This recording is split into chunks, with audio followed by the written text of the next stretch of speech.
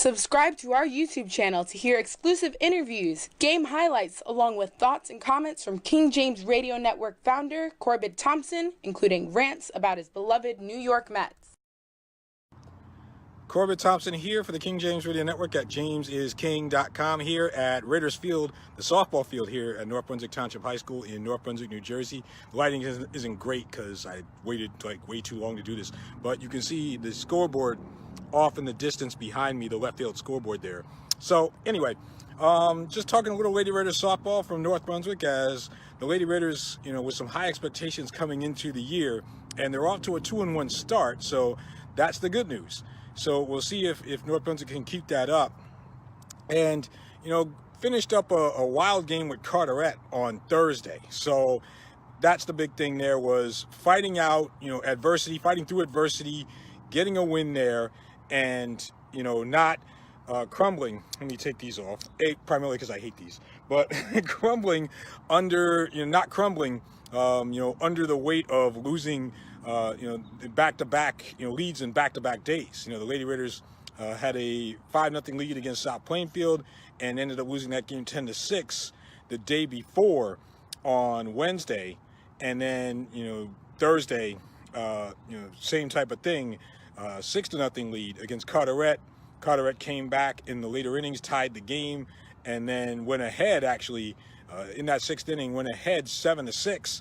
And then in the top of the 7th inning, with the Lady Raiders down to their final out, first baseman Mia Santiago from North Brunswick comes through in the clutch with a game-tying hit to force extra innings. Second time in 2 years that Mia has done that. She did that last year in the 12-inning game against South Plainfield. It was in the 11th inning. She got the game-tying hit with the Lady Raiders down to their last out and was able to continue the game. North Brunswick did lose that game, but they won this one. And so they go ahead and now move forward, as they will take on JFK starting on Monday. They got to go to Island to take on JFK, and then they go to Perth Amboy on Wednesday before going back, not here. They'll have a home game, but it won't be here. It'll be at North Brunswick Community Park on Saturday, April 13th, when they will take on Woodbridge in the Autism Awareness Softball Challenge. First time ever the Lady Raiders will be doing that. And first game at North Brunswick Community Park for the Lady Raiders in 5 years, since 2014 was the last time they played there.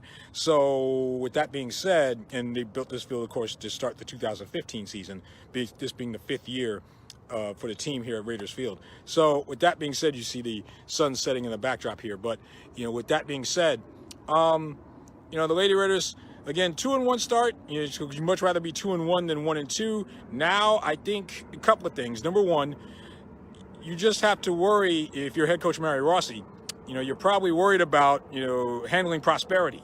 As the Lady Raiders, a couple of times there, as I mentioned, just unable to hold leads. So, back to the drawing board, both pitching-wise and defensively. And I give Mary Rossi credit for, when the Lady Raiders, when Carteret was coming back, she decided to switch gears. She went to Mia Cologne in the circle there to try to, shake things up a little bit and try to stop the bleeding, if you will.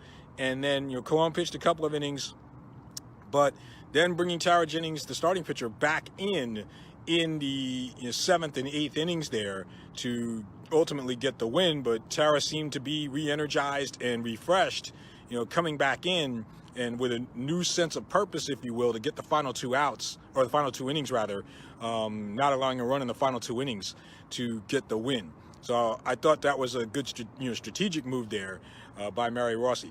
But as far as Adriana Barnes, 8 RBIs in her first 3 games. I have to look up the last time. First of all, I have to look up the last time a Lady Raider had an RBI in her first 3 games of the season. I have to look that up. It could be Kayla Shear from last year, for all I know. I have to look that up and see if I can find it. But Barnes has gotten off to a fiery start, and then I think ultimately, if she can continue that, I think the rest, everybody else, will follow suit, so to speak. And hopefully, if you're the Lady Raiders, you obviously want to play solid defense here going forward. So, with that being said, we'll see.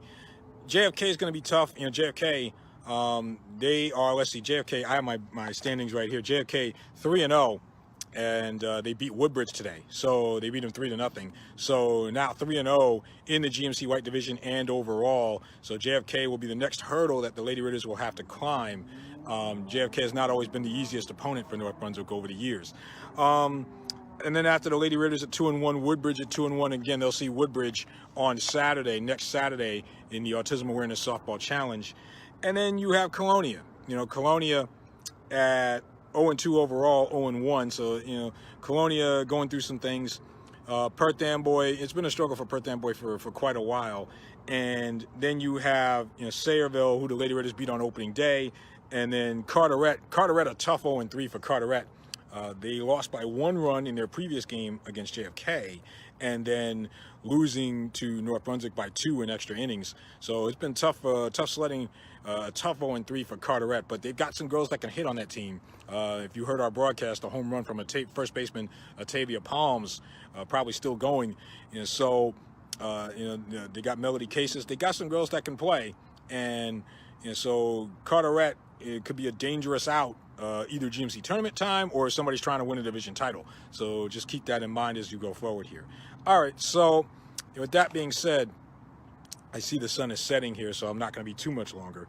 But that's kind of the standings and the schedule that the Lady Raiders have this week is that. So with that being said, I wish the Lady Raiders luck, of course, on Monday against JFK and on Wednesday at Perth Amboy. The Lady Raiders have not lost to Perth Amboy since 2014 when they last played at North Brunswick Community Park. They lost a doubleheader to Perth Amboy that day, and they only had 1 win that whole season.